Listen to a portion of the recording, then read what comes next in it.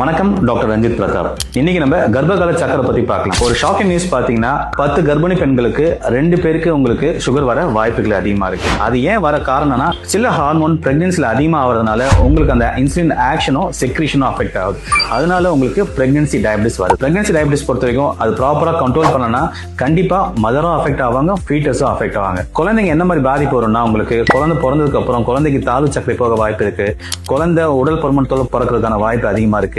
அதே மாதிரி மூச்சு திணறல், இருதய பிரச்சனை, இல்லைன்னா மூளை வளர்ச்சி கம்மியாகிறதுக்கான வாய்ப்புகள் இருக்கு. அதே மதர் பாத்தீங்கன்னா உங்களுக்கு பிபி வர வாய்ப்புகள் அதிகமா இருக்கு. சில பேருக்கு சிசேரியன் தேவை வாய்ப்புகள் இருக்கு. சோ சில பேருக்கு ஓன் ஹீலிங்கும் டிலே ஆகுது. சோ சுகர் லெவல் கண்டிப்பா கண்ட்ரோலா வச்சிருக்கணும். சரி, கர்ப்ப காலத்துல எப்போ சக்கரை அளவு டெஸ்ட் பண்ணணும்? நீங்க எப்போ பிரெக்னன்ட் சொல்றீங்களோ கண்டிப்பா அப்பவே உங்களுக்கு குளுக்கோஸ் குடிச்சிட்டு டெஸ்ட் பண்ணிக்கிறது நல்லது. சுகர் லெவல் ஆகாரத்துக்கு முன்னாடி 90, 1 hour ஆகாரத்துக்கு அப்புறம் 140, 2 மணி நேரம் ஆகாரத்துக்கு பின்னாடி 120 வச்சிட்டீங்களா கண்டிப்பா உங்களுக்கு சுகர் லெவல் கண்ட்ரோலா இருக்கு. இதனால உங்களுக்கு அம்மாக்கும் பிரச்சனை வராது, அதே மாதிரி குழந்தைக்கும் எதுவும் பிரச்சனை வராது.